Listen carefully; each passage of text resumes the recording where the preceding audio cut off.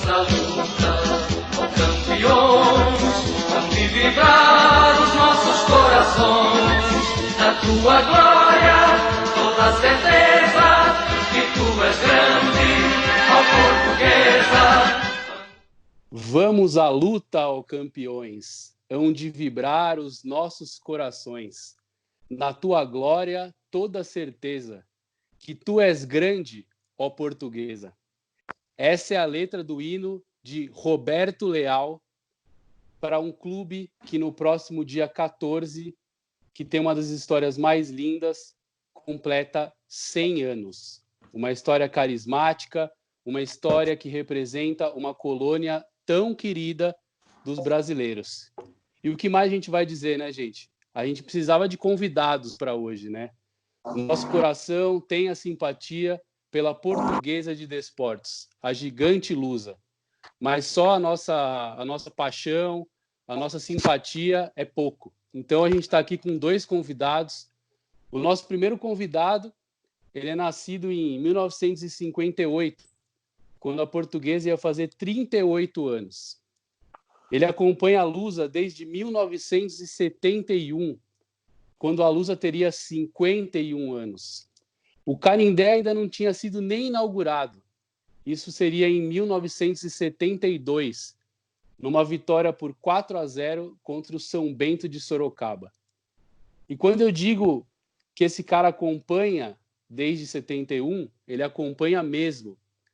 Livros, ata, caderno, recorte de jornal, revista Placar, tudo que vocês podem imaginar.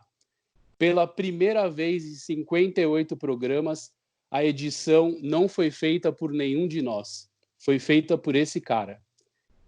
E meu coração bate forte aqui hoje, gente, porque eu quero, com todo prazer, chamar aqui o cara que esteve em 272 jogos em estádios acompanhando a gigante portuguesa. E aqui eu vou deixar já minha primeira pergunta para ele. Conta pra gente, Maurício, ou desculpa, pai, conta pra gente quem foram os caras que fizeram o gol nessa estreia do Canindé em 1972 por 4-0. Bom, pessoal, boa noite para todo mundo aí. Ainda bem que meu check-up tá em dia, porque já ia matar o velho logo de cara, né? Com essa baita homenagem. E deixar bem claro que essa estreia foi a minha estreia, né? Porque a minha estreia no Canindé, que era recém-inaugurado naquele famoso jogo que não acabou porque inundou o gramado, que perdemos por Benfica. Mas era um jogo às 10 horas da manhã, um amistoso, que antigamente tinha isso. Amistoso não era às 11, era às 10. Você tinha que levantar cedo mesmo. São Bento de Sorocaba, e a gente foram com 2 gols do Ilcinho, um do Basílio e um do Cabinho, que muita gente não lembra, que virou história, virou uma lenda no México depois. E isso foi a minha estreia, e eu não fui de Kombi, eu fui de Fusca, era o Fusca do barbeiro do meu avô. É isso daí, Boa. gente. Boa. E o nosso segundo convidado, ele nasceu um pouco depois do Maurício, 40 anos depois, em 1998. Gabriel, seja muito bem-vindo a esse programa histórico, e eu te faço uma pergunta. Qual foi o seu primeiro jogo no estádio do Canindé, cara? Seja muito bem-vindo. Salve, rapaziada. Boa noite a todos aí. Cara, pra te falar a verdade, meu primeiro jogo no Canindé, eu não me recordo. Eu teria uma coisa que eu teria que perguntar pros meus pais, porque eu devia ter acabado de sair da maternidade e fui ver jogo na Portuguesa. Mas acredito que foi ali num Campeonato Paulista brasileiro, que ainda foi o finalzinho da década de 90, né, velho? Uma época que se eu nascesse um pouquinho antes, eu teria visto umas coisas boas ainda, né? Mas também que daria uns ataques no coração, né? 96, 98 foi complicado. Mas é isso, cara. Agradeço mais uma vez aí pelo convite aqui de estar participando. Bacana, legal. Mas, bom, meu pai tá aqui, né, gente? O cara me educou, me deu educação. Eu comecei pelos convidados, né?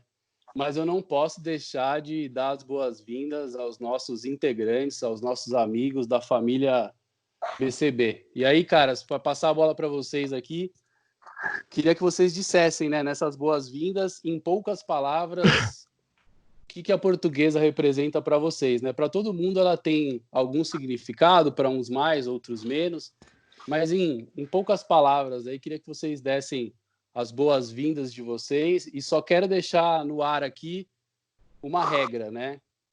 Para quem acompanhou os últimos anos da Portuguesa aí, né?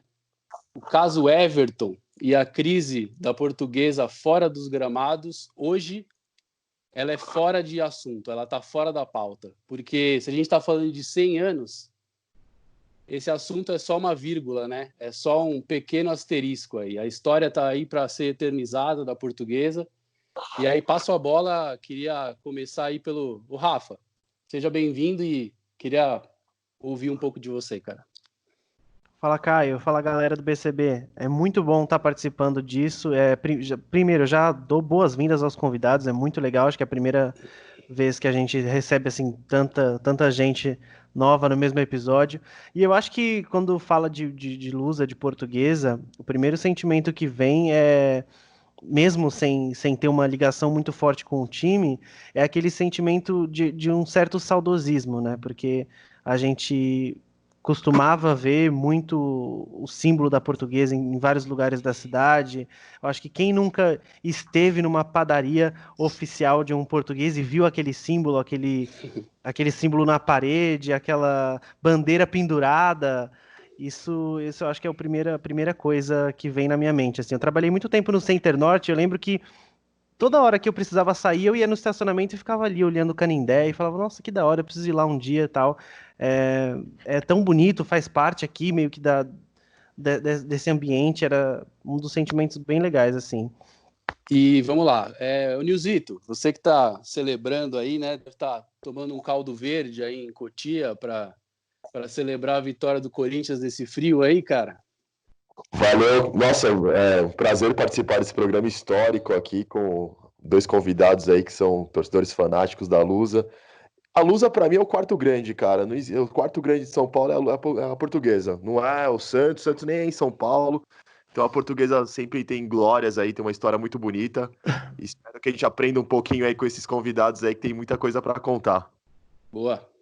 Vamos pro representante da Zona Norte, né, cara? Afinal, é o que mora mais perto do Canindé, né? O Gui, conta aí pra gente um pouco da sua visão sobre esse grande aí de São Paulo, cara. Legal. Bom, primeiramente, bem-vindo todo mundo, aos ouvintes, aos nossos convidados. Primeiro eu queria dizer que se a gente não tivesse um carinho pela Portuguesa, por essa abertura, a gente já teria comprado uma camisa na loja mais próxima.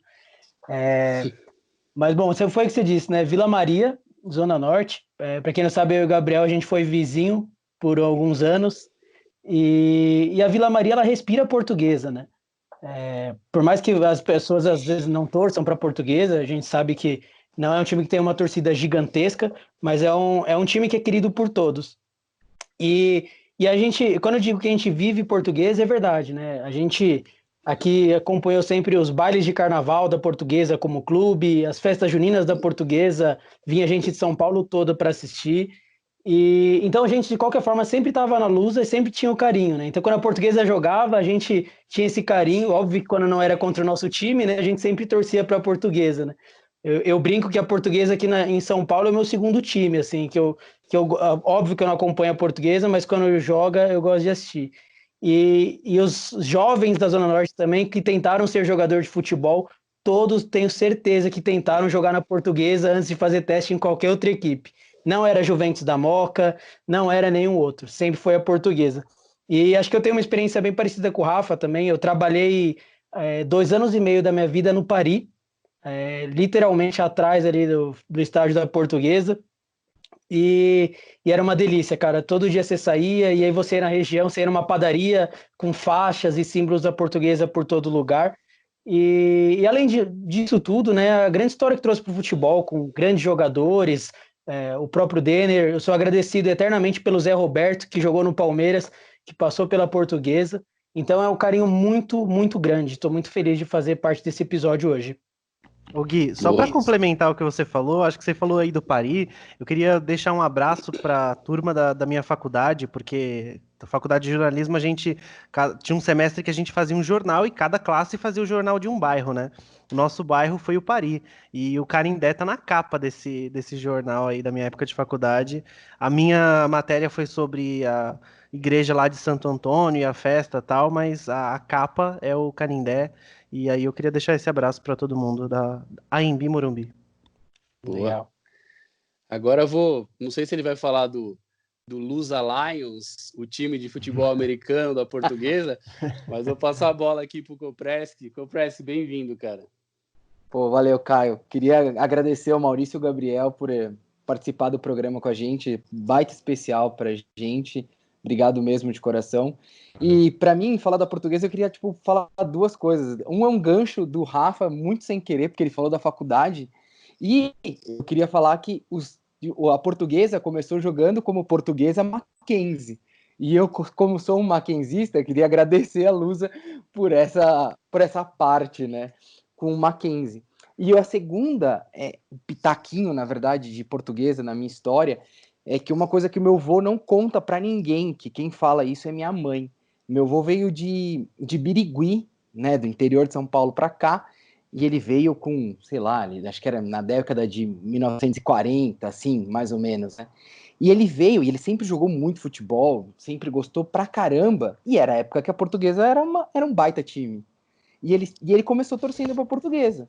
E ele torcia pra Portuguesa, e minha mãe, quando nasceu, ela sempre falou, meu pai, né, seu Miguel, ele torceu pra Portuguesa. Só que nessa, infelizmente, derrocada da Portuguesa, por volta mais ou menos de 70, 77, ele se tornou corintiano. Então, assim, esse é o meu pesar do meu avô não ser um torcedor da Portuguesa e ter escolhido um time da Marginal sem número. Com todo respeito, pariu, viu? Brincadeira, hein? Se eu ouvir o episódio, vou gravar aqui pro senhor, mas um grande beijo, tá? Não fica bravo. Boa, Copras, boa. Então vamos começar aqui a gente fazer algumas perguntas aqui para os nossos convidados. Você falou de avô, Copras, então só um gancho aqui também, uma memória que infelizmente meu tio avô já falecido, mas meu tio Gilson Pantaleão aqui também era um torcedor que amava a Portuguesa, que inclusive era um grande amigo do meu pai também, então deixar aqui também um beijo lá onde quer que ele esteja, próximo do Denner, para escutar esse nosso episódio aqui. Vamos lá. Então, deixar uma primeira, para a gente fazer um aquecimento aqui, né? Bom, ô pai, vamos lá para uma curiosidade, vai. Que times mais curiosos que poucas pessoas conhecem ou que nem imaginam que você viu no estádio ao longo desses seus 272 jogos que você foi no estádio? Pô. Eu pensei que você ia falar 272 anos, cara, eu já ia desmaiar aqui, né? Tudo bem. Não, é o seguinte, desde que eu acompanho, né, muitos times fecharam as portas, né, por crise, e assim, pra você ter uma ideia, quando a Portuguesa dividiu o título com o Santos em 73, teve um jogo das faixas no Pacaembu, que era o primeiro jogo do Campeonato Brasileiro da época, e foi contra o Madureira. Madureira, acho que nem sei se existe ainda, deve existir no Rio de Janeiro. Mas eu vi, tipo, Olaria, tinha um time de São Caetano, acho que era São Caetano, chamava Saad Esporte Clube, e vi Goitacás do Rio de Janeiro, vi Bangu, vi do Amazonas, vi o Fest Clube, Nacional, São Raimundo, mas também vi um time internacional. Eu fui num amistoso no Canindé, 2-1 para a Portuguesa sobre a Lazio, com aquela camisa azul da Lazio. Demais. Os caras entraram em campo, jogaram bola para a torcida, quase saiu morte, né? Porque português adora uma coisa doada, gente. Isso daí é fatal. Na época que jogava papel higiênico para você jogar no campo, eu vi português guardar o papel higiênico dentro da blusa para levar para casa, sabe? Por isso a fama de pão duro, mas não são pão duro não, viu? Pelo amor de Deus. Mas então, é assim, tirando a Lazio, que é conhecida, e foi bem pitoresco. O Gama de Brasília, a Napolina, o Ameriquinha do Rio, você entendeu? Então vi bastante time que alguns já fecharam as portas mesmo. Ô, Caião, vou dar sequência então aqui nas perguntas, aproveitando que seu pai acabou de falar. No começo do episódio, ele comentou pra gente que ele foi o primeiro jogo de Fusca, né? Pro Isso. jogo da Portuguesa. Isso. E tem uma brincadeira que o pessoal costuma fazer, né? Que a torcida da Lusa cabe inteira dentro de um Fusca. Eu espero que não seja analogia aos tempos passados. E aí, voltando aí, fazendo a pergunta pro Gabriel, o pessoal fala, além de tudo, né, Gabriel, que a torcida portuguesa, além de caber num Fusca, é só velho, né? Tem uma torcida de mais velho que a do Santos, inclusive. E aí me diz você, como que é torcer para a Portuguesa com 20 e poucos anos? E o que fez você virar torcedor da Lusa, cara? Então, cara, a minha história para virar torcedor da Portuguesa é meio que padrão entre muitos torcedores da Portuguesa, que Portuguesa é um time muito familiar, muito de colônia, né? E no meu caso foi muito por isso também. Meus 4 avós são portugueses, né? Meu pai sempre foi envolvido dentro da Portuguesa, desde criança também, já participava da Leões também, então, não tive para onde correr, tá ligado? Meus primos também eram todos torcedores da Lusa, então, desde pequeno, velho, sempre foi essa vivência rotineira no Canindé. E sobre só ter velho, ultimamente você vê na torcida da Portuguesa, velho, que hoje em dia eu participo da diretoria da Leões da Fabulosa. E a diretoria da Leões da Fabulosa é uma média de idade de 25 anos. E entre os sócios, entre os membros ativos da torcida, também não é muito mais do que isso, entendeu? Então, uma coisa muito positiva, né? Para um time que passa as dificuldades que passa hoje em dia, ter essa juventude, essa nova geração aí, que se Deus quiser, tá vindo para trazer um novo futuro para a Portuguesa, né? Amém. Pô, que legal, cara. E a Leões da muito Fabulosa legal. tem um grande time do futebol da Várzea, né? Também, aqui na região da Zona Norte. Então, a Leões já teve vários times já. Hoje em dia o time não tá muito ativo, né? Mas a Leões já disputou vários campeonatos aí contra as torcidas. E tem uma história longa aí, desde a época do pai do Caio aí. O pai do Caio começou a frequentar o Português em 71, né? A Leões é de 72, velho. Então, ele chegou a ver a Leões no nascimento dela, né, velho? Certeza, cara. E me recordo muito bem, aquele batuque era de arrepiar. Os caras não tinham uma energia, porque depois eles foram ficando que nem eu, tudo veinho, né? Mas sempre que o Chiquinho era um dos caras dos Leões da Fabulosa, que era o cara mais doido que eu já vi. O cara uma vez quase jogou um policial lá do Parque Antártico Antigo, quase jogou o cara lá de cima. Aliás, 2, né? Porque o cara era um gigante, cara, mas não falava mal da Portuguesa que o tempo pegava. Mas é isso aí, eu lembro dos Leões desde o começo, assim. Esse cara era tipo o Nil, só que da Leões da Fabulosa, né? Não, não era a altura, a largura dele, tá? Entendeu?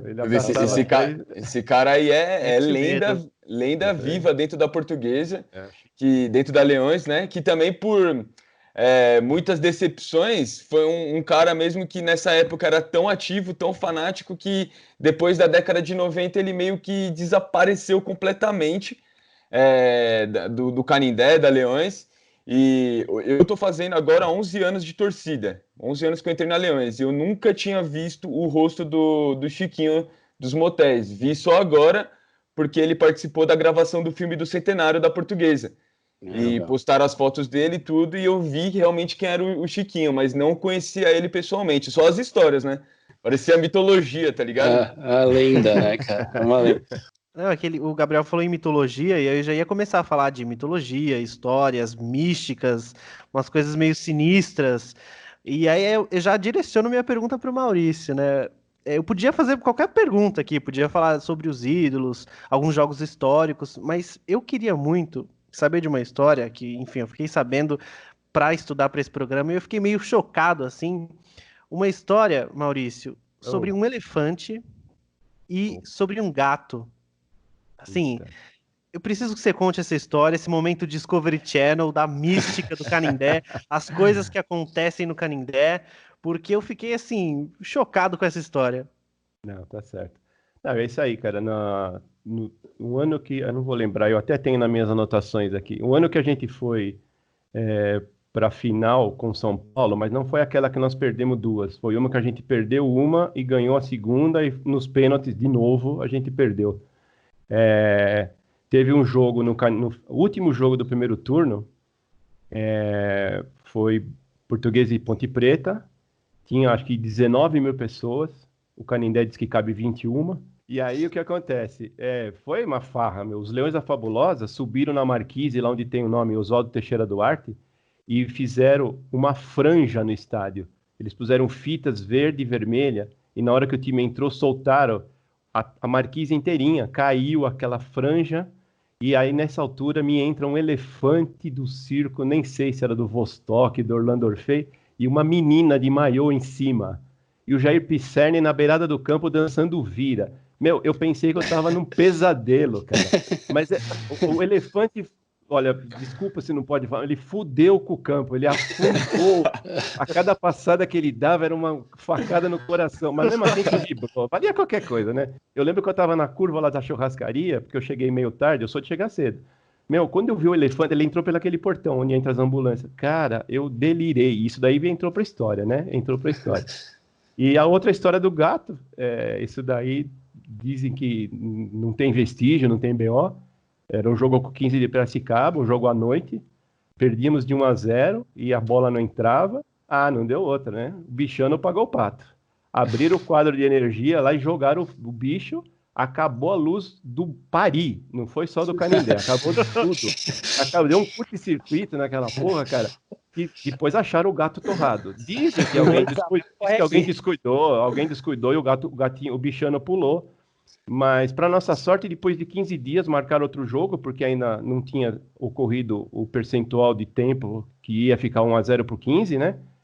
E aí o Bentinho fez 1-0 e nós ganhamos o jogo. 2 pontos. Na época era 2 pontos ainda. Então, o gato é homenageado até hoje, cara. Gato preto dá sorte, então, né, pai? Devia pôr o gato na camisa, inclusive, né? Porque ele faz parte da nossa história também. Ô, pai, mas deixa eu só fazer uma pergunta para ver se é lenda ou se é verdade. O elefante... Fala do trator, não, vai trator... sair porrada. Não, queremos falar do trator, podemos falar. Mas a minha pergunta só era, o elefante, antes de sair do gramado, deu uma adubada no gramado ou não? Fala Olha, sério. Cara, a euforia foi tanta que ninguém viu o elefante sair. Eu tô achando que ele era... achei que ele era inflável, porque ele sumiu. Ninguém viu o elefante, porque ele entrou no intervalo. Já tava, acho que 1-0 para a Portuguesa, depois foi 2-1 contra a Ponte.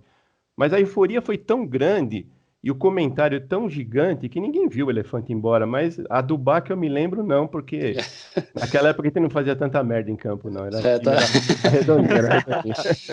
Boa, mas eu fico pensando, né, se sumiram com ele... E aí eu fico pensando, Copresse, vou fazer uma pergunta aqui para você, e depois você já emenda aí a pergunta que você quer fazer, mas você vê, a gente fala tanto aqui do Super Bowl, né, cara? Olha o espetáculo no intervalo. O Canindé já tinha isso, velho. Elefante no intervalo do jogo, porra. Nunca imaginaria.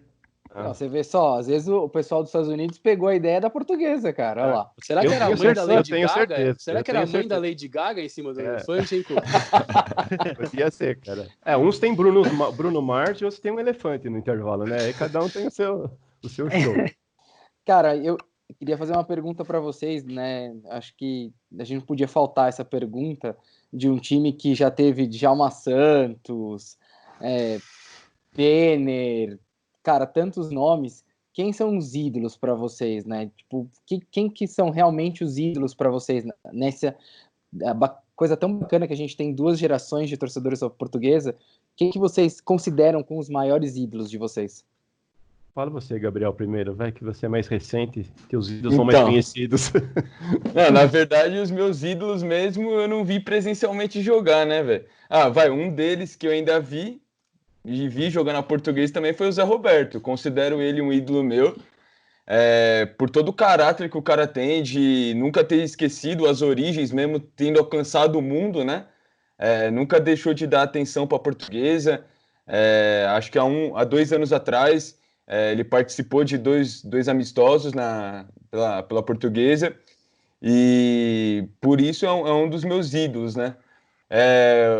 Outro ídolo que eu tenho é o que eu acho que a grande maioria dos torcedores da Portuguesa também tem, é o Denner, né, velho? Pelo potencial do que ele poderia alcançar, né?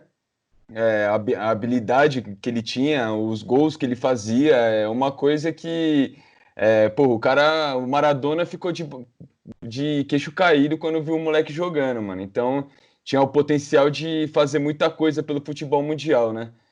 E um terceiro ídolo, meu, que com certeza é muito mais da época do Maurício, é o Príncipe, o Ivair, velho. O cara, também muito pela época dele, né, da década de 50. O cara participou daquele ataque Iê, né, que trouxe uma ou duas fitas azuis pro Canindé. Ou se não me engano, ele estava até no time das 3 fitas azuis, né, que foram as excursões para a Europa, né, uma delas para a América Latina. Enfim, e também pela participação dele ainda hoje em dia que ele tem na Portuguesa, velho. Esse final de semana teve um drive-thru na Portuguesa, lá um drive-thru de um arraiá, assim, que a diretoria fez, e ele fez questão de ir. Os eventos que a Leões faz, na festa de 48 anos da Leões, o Ivair tava também. E Bacana. por isso, por toda essa Legal. humildade dele, eu considero ele meu ídolo também. O Ivair Legal, era uma. O Ivair eu não peguei ele jogando, mas acompanhei ele pelo radinho, porque eu era muito moleque. Mas realmente, e você vê ele falando hoje, a segurança que ele tem, ele fala assim, não, eu era foda mesmo. Ele Exato. não tinha papas na língua, né? Ele fala Exatamente. assim, quando o Santos vinha jogar com a Portuguesa, os caras já vinham com marcação especial. Mas é assim, a gente considera, na minha concepção, ídolo para mim, principalmente na época da torcida da época que eu sou, era assim, o cara que fazia gol. Esse virava ídolo. Porque, por exemplo, o Dene é meu ídolo. Eu tava naquele jogo contra a Inter de Limeira, que ele fez aquele gol arrancando do meio campo, driblou todo mundo, tinha muito pouca gente. Tenho o ingresso guardado até hoje desse jogo, tá? E o Nilson do lado dele pedindo a bola, e ele, aquele que jogou no Corinthians, né? Não passou a bola e foi até dentro do gol. Só que assim, o Denner jogou 3 anos na Portuguesa, de 90 a 93, e ele fez só 25 gols. Dos 263 gols... Não, eu não tenho memória boa, não. Eu tô com uma cola aqui mesmo, viu, gente? Para dar alguns dados estatísticos. Mas assim, se eu for ver, eu tenho, por exemplo, capitão, é um baita de um ídolo, é um nosso embaixador, o Hollywood, né? E que fez a sacanagem de pôr Hollywood no filho dele também, né? Ele quis se vingar, né? Então, e o moleque parece que estava lá na base treinando, vamos ver. Mas, por exemplo, o capitão fez 9 gols na Portuguesa e ele tem uma história de um gol que a hora que ele for chutar, a bola furou em cima da risca. Aí não podia ser gol com a bola murcha. E tinha que ser no pé do capitão. Essa história também correu solta. Eu estava acompanhando pelo radinho. Mas assim, o maior de todos, para mim, é o Enéas. O Enéas era assim, o famoso todo mundo, o soneira, realmente. Ele parecia que ele estava dormindo. O drible dele, assim, a bola estava mais para vocês do que para ele, mas vai tomar a bola dele. E assim, para você ter uma ideia, a época que ele jogou na Portuguesa, seguida, que foi de 78 até 80, ele fez 178 gols, dos 700 e poucos gols que a Portuguesa... Ele fez 25% dos gols desse período, foi um quarto do gol do cara. Um quarto do gol. E nessa época também, ele compartilhou com o tal do Cabinho, que eu falei para vocês, que muitos não lembram. Ele depois foi para o México, é ídolo, assim, até hoje, se fala em Cabinho no México, o cara foi para lá, ele fez mais história que na Portuguesa, porque era um clube de massa lá do México, né? O Cabinho também, na época que jogou, era 20% dos gols que ele fez na Portuguesa nessa época foi dele. E assim, o Leandro Amaral, não pode esquecer do cara, né? Porque o Leandro Amaral é o maior artilheiro do Canindé, mas o Leandro teve 2 passagens e fez mais de 100 gols também na Portuguesa, jogou mais de 500 e poucos jogos.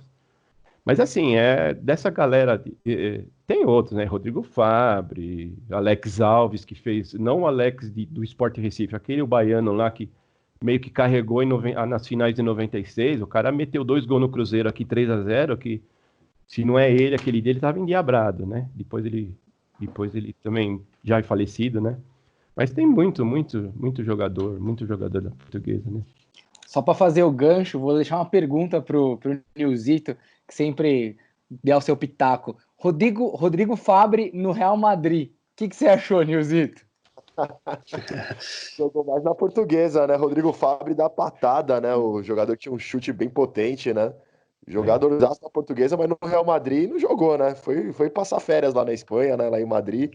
E falando do Rodrigo Fabri, Maurício, eu queria perguntar até dos nomes que passaram pela Portuguesa que pode ser ídolo também, que ninguém lembra, né? Tem alguns casos, eu vou puxar a sardinha pro meu lado, né? Tem muitos jogadores que vieram pro Coringão aqui da Portuguesa. O Bruno Henrique tá no Palmeiras hoje, jogou na Portuguesa, aí veio pro Corinthians.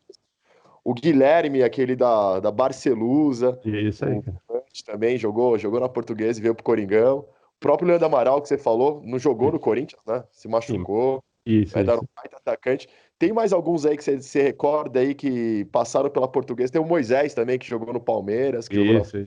O Palmeiras teve assim um time, teve uma época, na época que o Bruno Henrique foi pra lá. Não, tinha o Bruno Henrique, Moisés, tinha uns 4 ex-portugueses aí. Zé Roberto foi quando ele foi pra lá. Mas assim, o Basílio, e eu citei ele, que eu vi gol na minha estreia, né? Basílio jogou na Portuguesa, Marinho Pérez, o Dicá, que cobrava falta pra caramba na Ponte também. Tem um cara que muita gente não sabe, ele jogou um amistoso pela Portuguesa em 72, foi quando eu me introduzi no bom sentido no Canindé. Roberto Rivelino, ele fez um gol de falta, ele jogou com a camisa da Portuguesa meio tempo contra um time da extinta Iugoslávia chamado Zeusnikar. Eu não sei nem escrever essa porra, cara, mas eu sei. Eu escrevi do jeito que eu sei ler. Ele jogou e ele fala até hoje, quando perguntam pra ele. E assim, tem aquele Rui Rei famoso da Ponte, aquele BO lá contra o Corinthians nas finais, jogou. Daniel Gonzalez, zagueiro uruguaio que jogou no Corinthians também. Tem assim, vários técnicos. Estevão Soares, o Tite e o Jorginho. Quem jogou muito na Portuguesa também, Cláudio Adão, Zenon. E o Mendonça, que era um camisa 10 do Botafogo do Rio. Agora Birubiru. Evair no jogo do Castrilli, ele tava lá, né, querendo bater, foi expulso inclusive, né? Mas assim, o Cristóvão, que é técnico de futebol. E agora, também tem umas coisas, só aproveitando rapidinho, gente, tem algumas coisas, uns nomes bem bizarros que passaram na Portuguesa, viu? Tinha assim, o Ratinho, que era um cara ponta-direita, um paranaense. Na mesma época tinha Ratinho na direita e Piau na esquerda, que é nome de peixe, para quem não conhece, né? Então era bem bizarro. Aí teve Nardella, teve Serelepe, teve Marinho Ram. Aí teve um que chamava Bispo. Aí tinha outro que chamava Pradera, era um zagueiro grosso pra caramba. Diz que ele era ex-seminarista. Esse devia chamar Bispo, não o Bispo, né? Aí tinha o Toquinho, tinha um tal de Jorge Luiz, que ele fazia questão. Ainda bem que na época não tinha nome na camisa. Como você quer ser chamado? Funeral.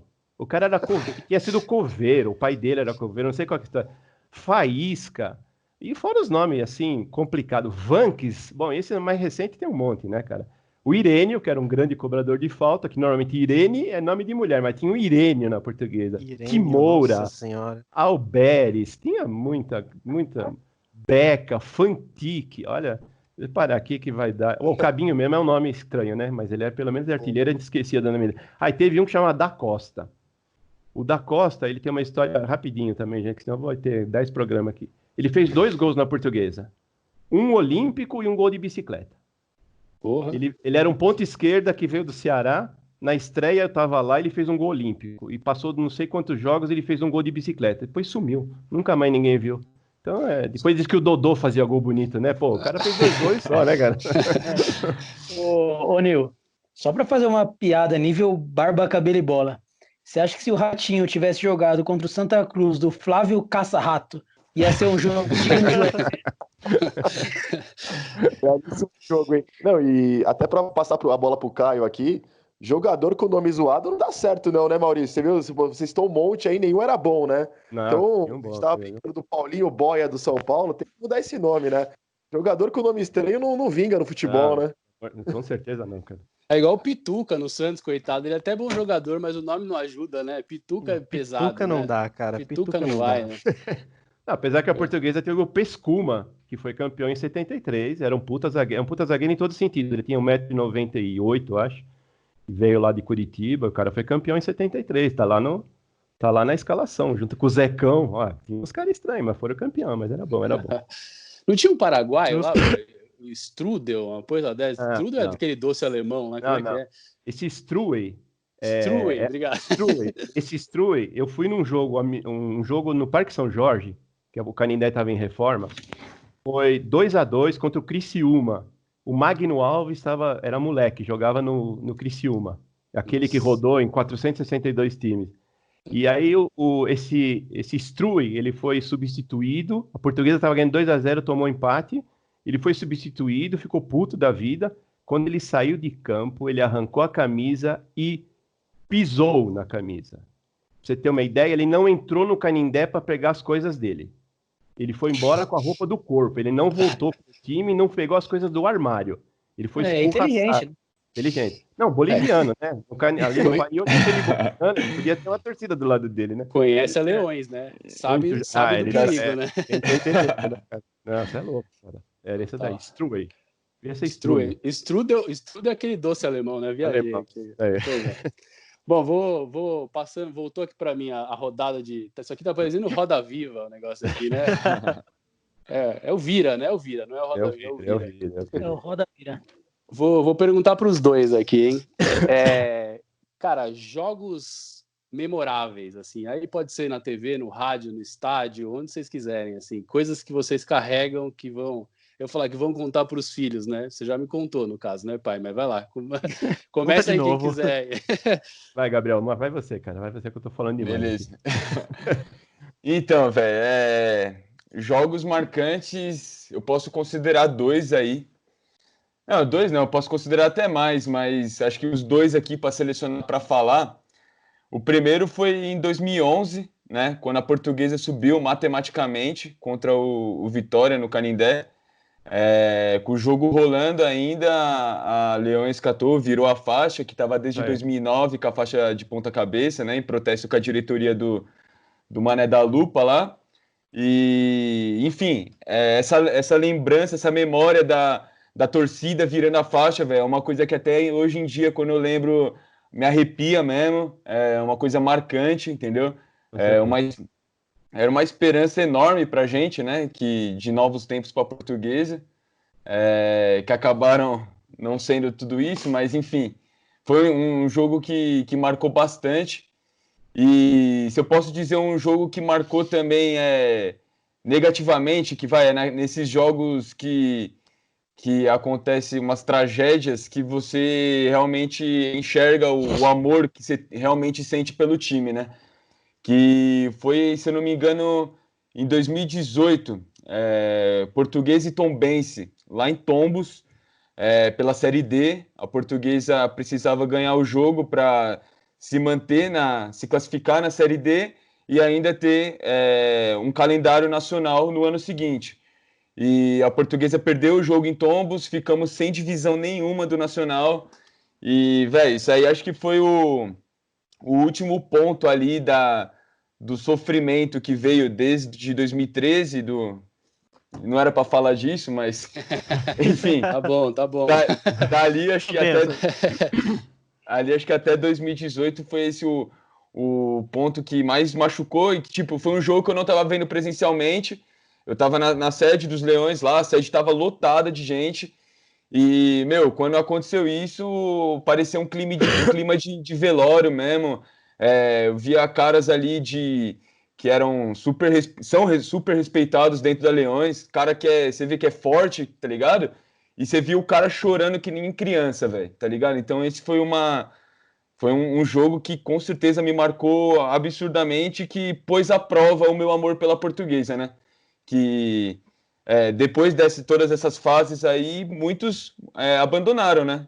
Como é normal, seria normal acontecer.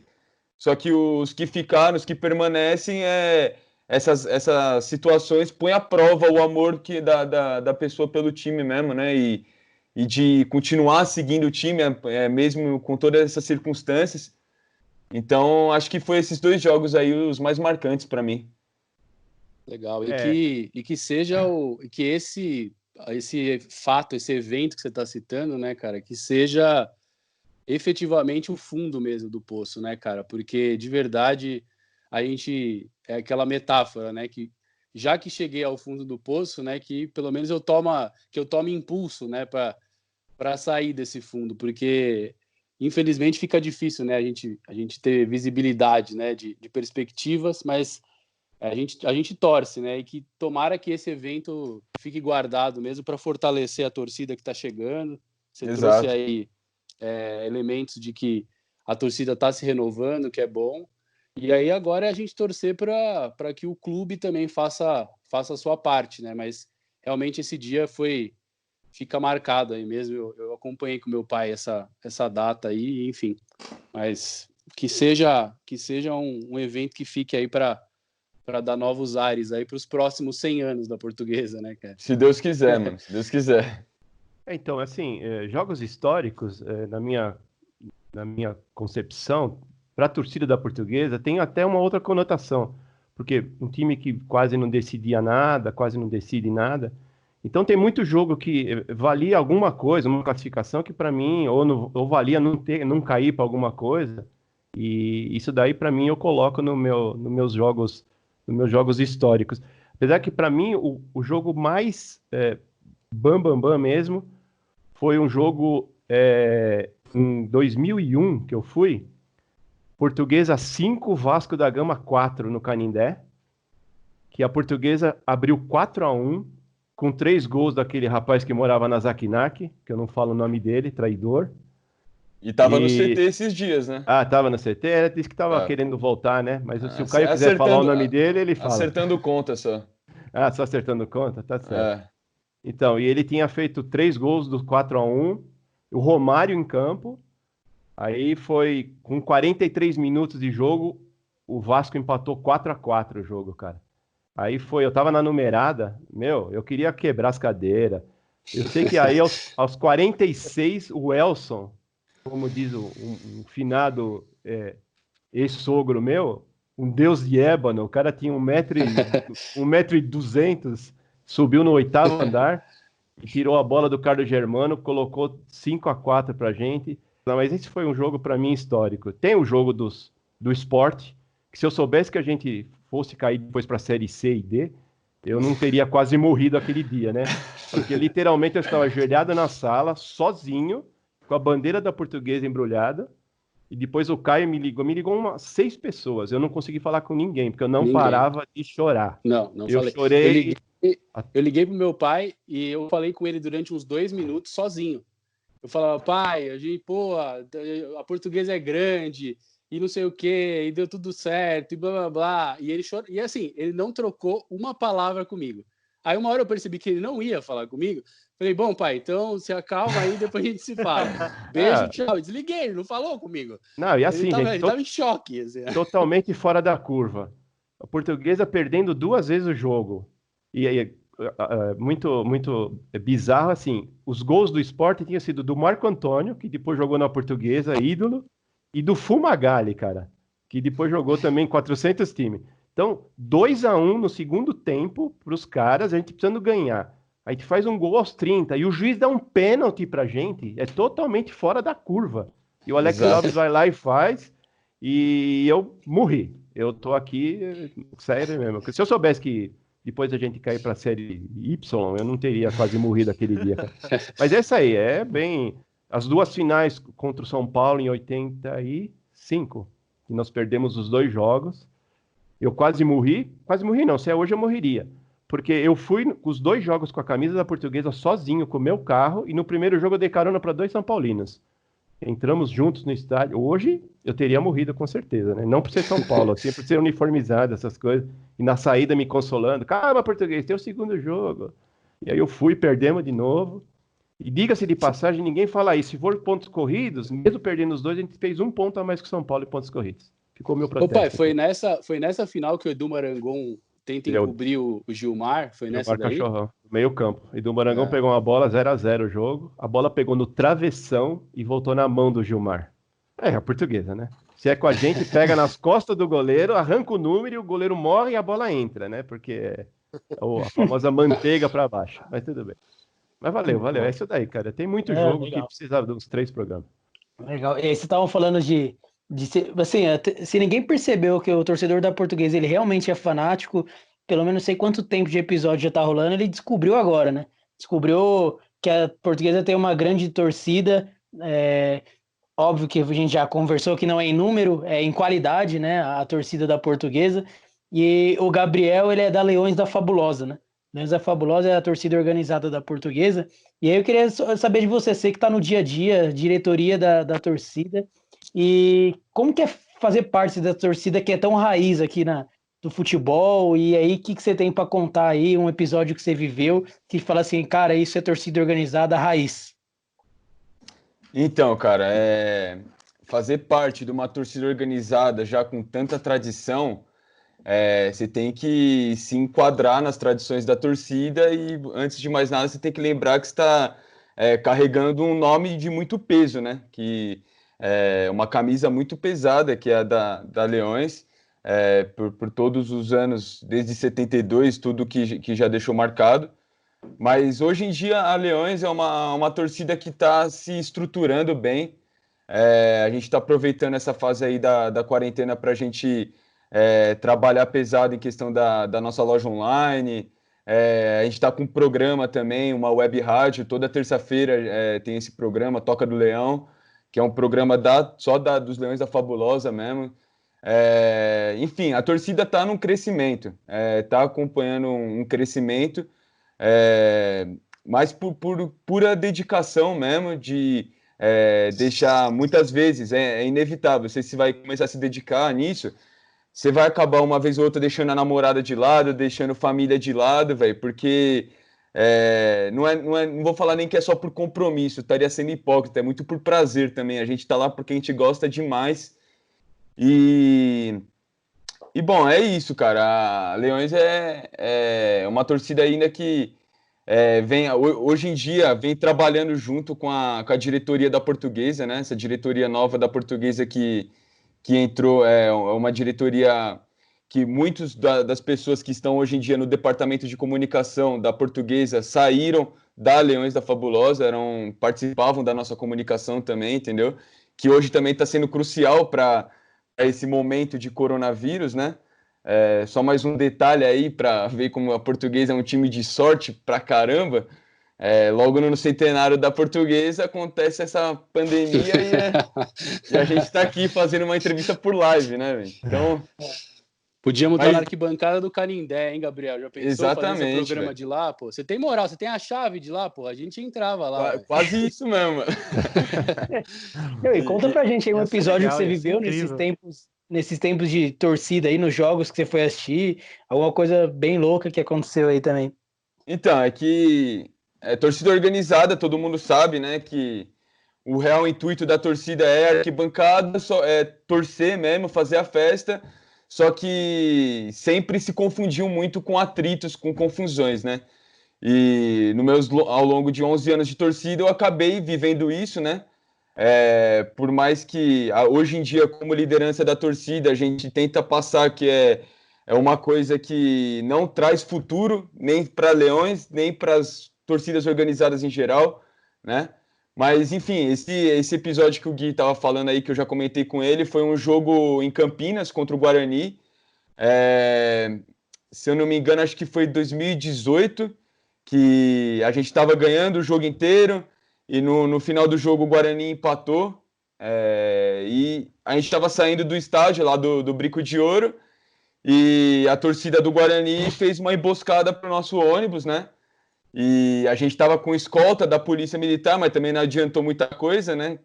Quando está em outra cidade, geralmente a polícia puxa para o time da cidade. E os caras começaram a tacar pedra no ônibus e a primeira pedra que pegou no ônibus veio direto no banco que eu tava, velho. E voou uma porrada de caco de vidro no meu rosto, fiquei com o rosto todo cortado. Enfim, ficamos no fogo cruzado ali, porque a polícia não deixava a gente descer do ônibus para brigar com os caras. E os caras tacando pedra em nós, tacando tudo, e enfim, foi um momento meio de pânico, né? O bagulho é complicado, mas querendo ou não, faz parte de uma vida de torcida organizada, velho. E espero eu, de verdade mesmo, que isso cada vez seja menos frequente, né? Porque realmente, se as torcidas organizadas em geral continuar com essa com todas essas brigas ao redor da cidade, né? Porque as autoridades colocam torcida única, só que é uma coisa que não influencia em basicamente nada, ao meu ver, né? Porque os caras que querem brigar, vai marcar briga na Zona Leste, Zona Sul, Zona Oeste, e isso não vai interferir em nada. Mas isso é uma coisa que futuramente pode trazer o fim aí das torcidas organizadas, né? Bom, acho que era isso aí, só. Boa. Não, E acho que é importante a gente ressaltar, né, o papel que as torcidas organizadas têm desempenhado ultimamente, né, referente a movimentos democráticos, a questões para a gente deixar bem claro qual é o tipo de país que a gente quer viver daqui para frente, né? Então, que as torcidas organizadas efetivamente se organizem, né, para levantarem as bandeiras corretas, né, e não as bandeiras incorretas. Mas, de qualquer forma, Gabriel, se precisar voltar lá em Campinas, leva o Nil, 2 metros de altura, dá um taco de beisebol na mão desse homem que ele faz um estrago lá em Campinas. Fica tranquilo, cara. Próxima caravana, então, ele não vai nem pagar para entrar no busão. Pode ir, aí, ó. vai colar junto. Eu sou Caio, só completando o que você falou, né? Porque a torcida organizada ela tem uns papéis muito legais na sociedade também, né? A gente vê entrega de cesta básica, levando para as pessoas carentes, faz a festa no estádio ser mais linda ainda, e por atitudes como essa que ele citou da torcida do Guarani, e que a gente sabe que acontece em todas as torcidas, acaba ofuscando, né? A gente sempre pensa na marginalidade e associa sempre a torcida organizada ao lado ruim. E aí essa ideia de isso ser cada vez menos frequente, até extinguir isso, quem sabe a gente pensa na torcida organizada numa forma mais legal, né? Que se isso está contando pra gente de todo o amor pelo clube, que é o que a gente realmente espera. Boa. Então, com essa mensagem de paz de Guilherme Dias, encerramos a nossa parte 1 do episódio centenário da Portuguesa. Nos vemos em breve na parte 2. Como diria Lombardi, aguardem. Valeu, gente. Um abraço, até mais. Nos vemos em breve.